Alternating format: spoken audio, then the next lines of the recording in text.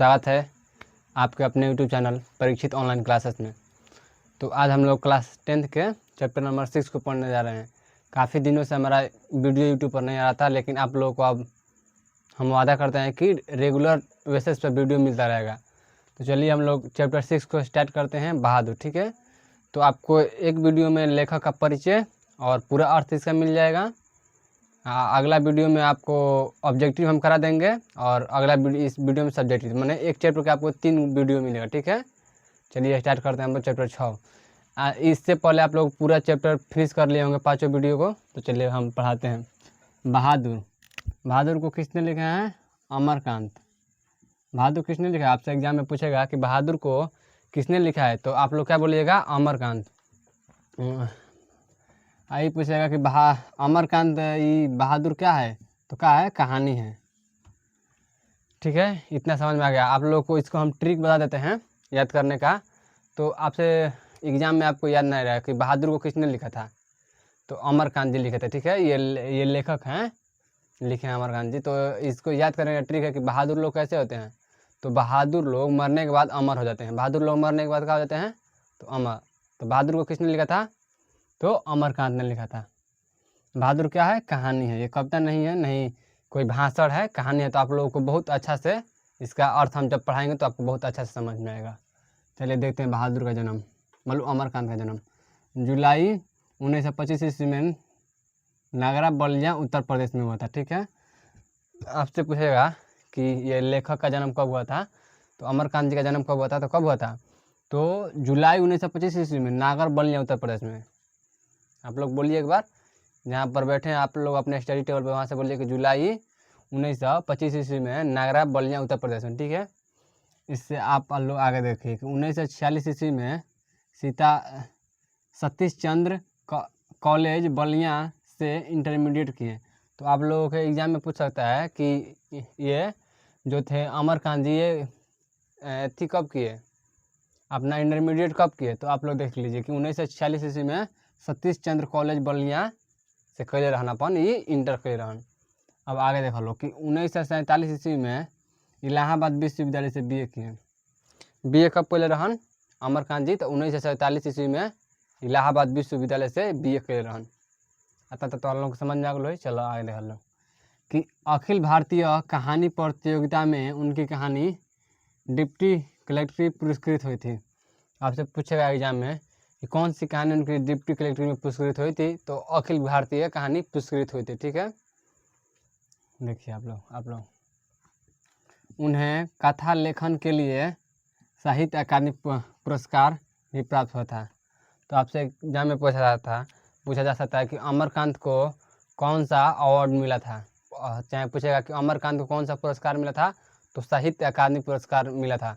कोई भी लेखक का कवि बनता है तो उसका पहले का ऐसे होता है कि हमको बहुत बड़ा इसका पुरस्कार मिले। तो इनको जो हमारे अमरकांत जी थे तो उन्हें कथा लेखन के लिए साहित्य अकादमी पुरस्कार प्राप्त हुआ था। अब देखिए इनके प्रमुख रचना, ऐसे तो बहुत सारे हैं, देख लीजिए आप लोग।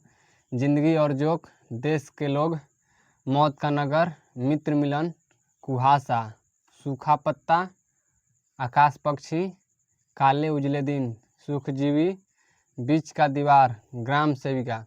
ये इनके पूरा ये प्रमुख रचना थे। लेकिन इसमें इम्पोर्टेंट कौन है जो आपके एग्जाम में पूछ सकता है, तो देखिए हम आपको एग्जाम में जो आएगा उससे हम बता देते हैं आप लोग को, ये इतना याद कर लीजिएगा। जिंदगी और जोक एक भी इम्पोर्टेंट है, मौत का नगर, मित्र मिलन, कुहासा, एगो काले उजले दिन। ठीक है, आप लोग इतना 5 ठो याद कर लीजिएगा, यही इम्पोर्टेंट है, सब मत याद कीजिएगा। ठीक है, ये इससे 5 से बाहर एग्जाम में ज़्यादा कुछ नहीं पूछेगा। अब देख लीजिए उपन्यास, ये जो अमरकांत जी थे उपन्यास लिखे थे, वानर सेना। बस इनका लेखक परिचय समाप्त हो गया। इससे आपको एग्जाम में बाहर लेखक का परिचय नहीं पूछेगा। ठीक है, फिर पूछेगा तो बहुत कम चांस है कि इससे बाहर। तो चलिए अब हम लोग कहानी के अर्थ को समझते हैं।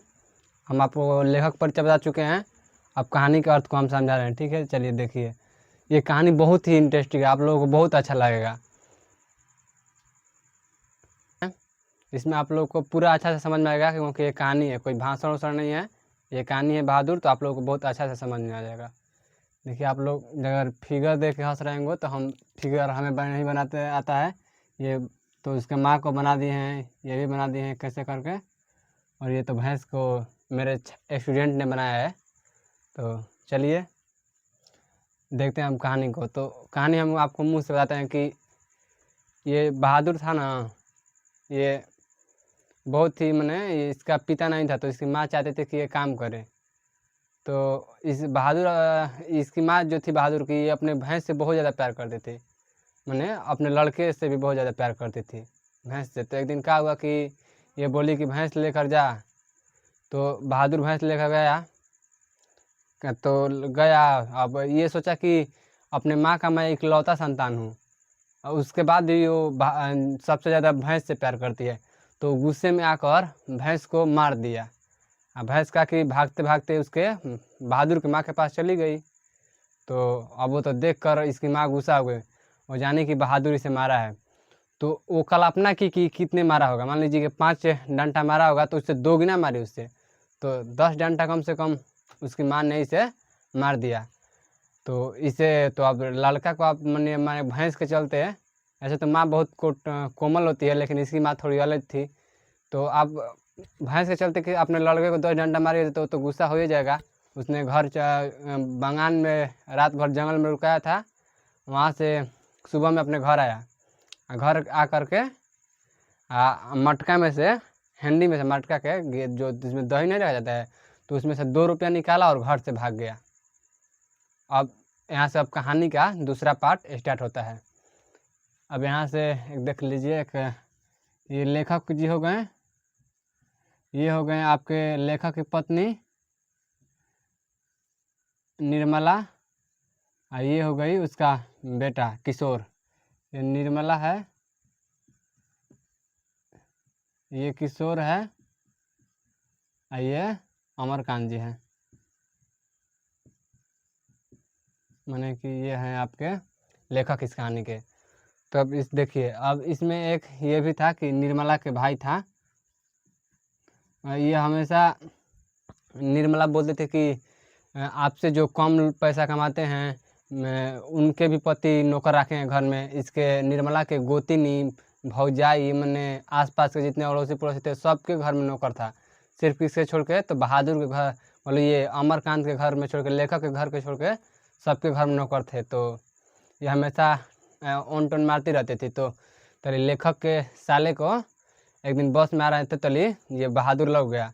तो बहादुर लग गया तो ये बोला कि हमको कहीं काम चाहिए। तो बोला कि तुम काम करोगे नौकर का, तुमको वहाँ पर सब सूट सामान मिलेगा। तो जब पहला बार बहादुर को देखे थे लेखक के साले साहब, तो वो कुछ इस थी में था कि 12-13 वर्ष का, ठीकना, चकैठ शरीर, गोरे रंग और चपटा मुंह, सफ़ेद नेकर, आधी बाह सफ़ेद कमीज और भूरे रंग का पुराना जूता, गले में स्काउटों की तरह रुमाल पहना था।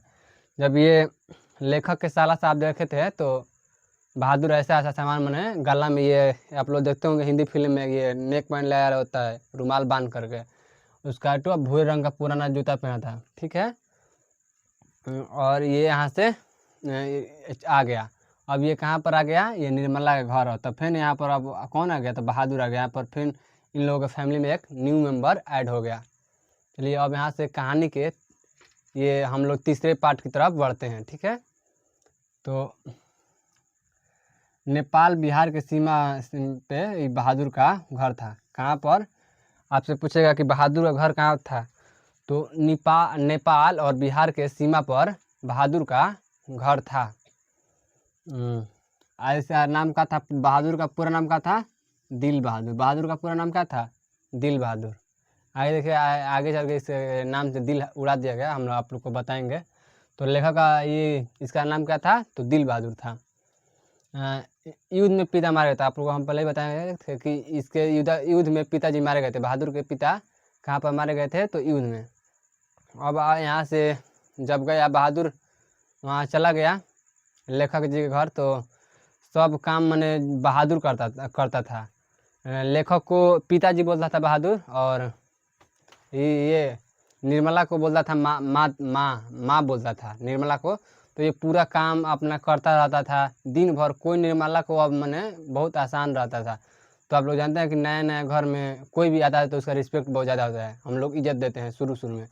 आप लोग भी देखिएगा कि आप लोगों के घर में जब कोई भी व्यक्ति नया नया आता है तो आप लोग उसे बहुत ज़्यादा अच्छे करते हैं, और जब वो कुछ दिन रह जाता है तो आप उससे उतना अच्छा से बिहेव नहीं करते हैं। आपका अंदाज बदल जाता है कि ये तो हमेशा यहीं पर रहता है। तो यही हो गया। तो ये बहादुर हमेशा हमेशा अपना काम करता रहता था। तो एक दिन क्या हुआ ना कि ये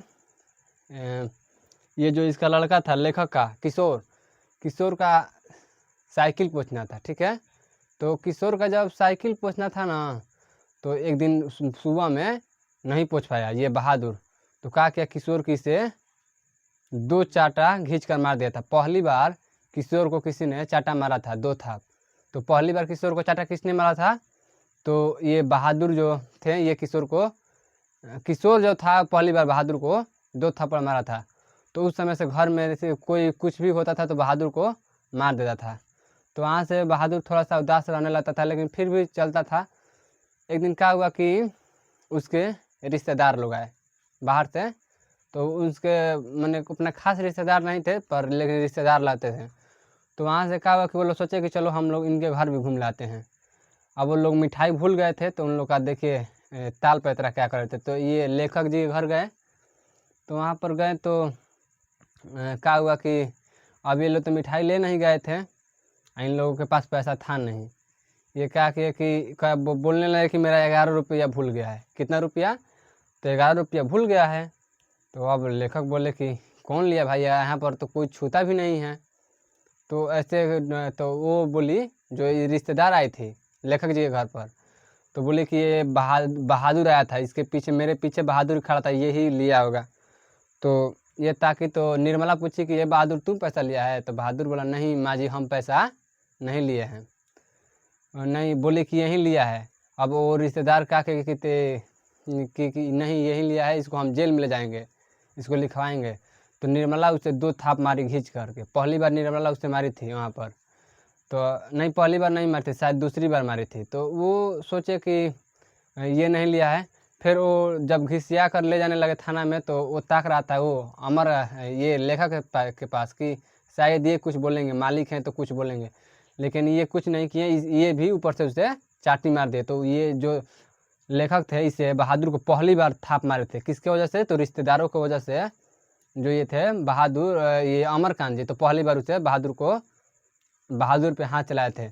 तो यहाँ से बहादुर पे सब लोग हाथ चलाने लगते थे। अब यहाँ से बहादुर थोड़ा थोड़ा पहले से उदास रहने लगता था। जो रिश्तेदार आई थी ना, तो क्या करती थी, ये अमरकांत की माँ जो लेखक की पत्नी थी निर्मला, तो रोटी बनाती थी, सबके लिए रोटी बनाती थी, अपने पति के लिए भी रोटी ये नहीं बनाता था। ये 12-13 साल का बच्चा ही था, बच्चा क्या रोटी बनाएगा।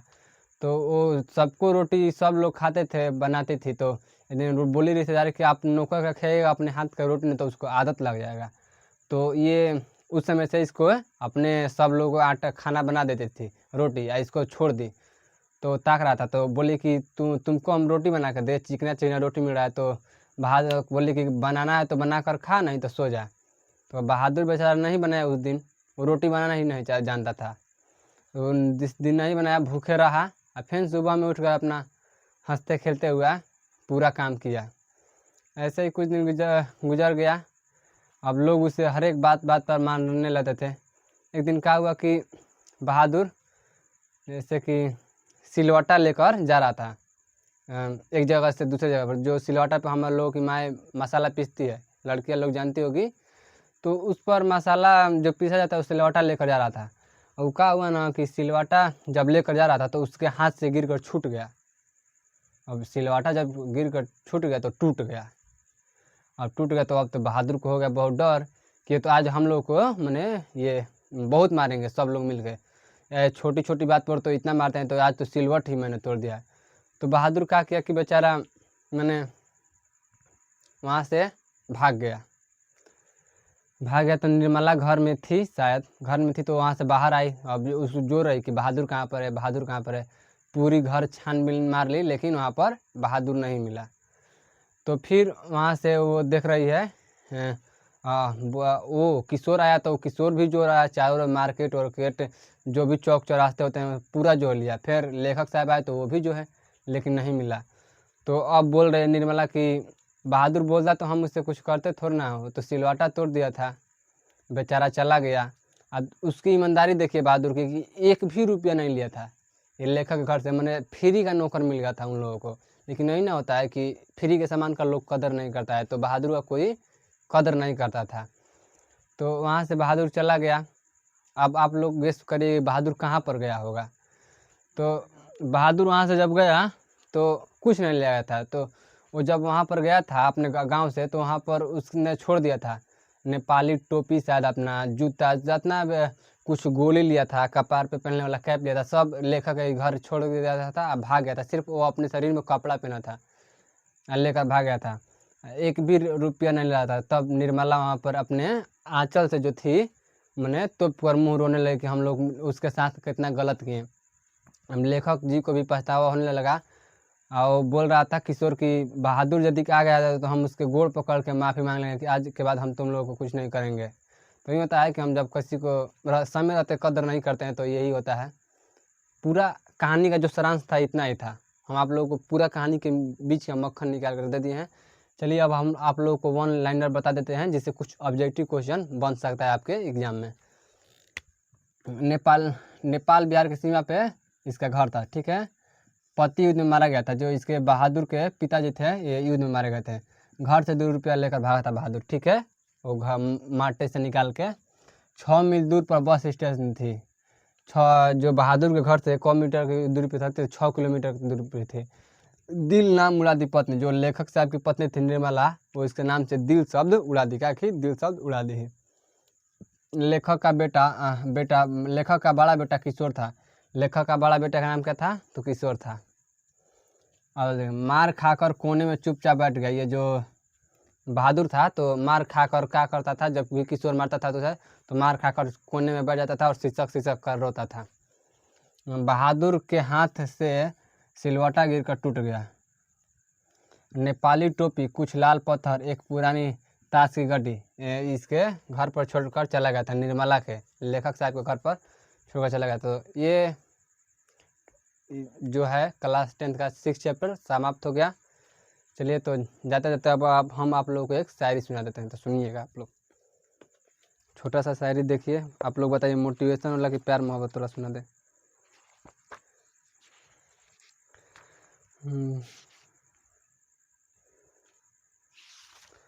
चलिए देखते हैं हम शायरी है कि नहीं।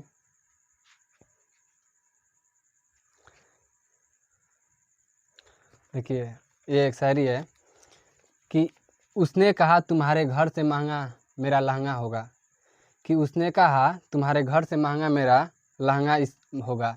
इश्क मुमकिन नहीं, तुम्हें औकात में रहना होगा। और तुम ज़रूर देखना तुम्हारे गहने से भी महंगा मेरे बहन ने अपने पैर में जूता पहना होगा। तो चलिए हम आज के क्लास को यहीं पर समाप्त करते हैं। जय हिंद, जय भारत, जय बिहार।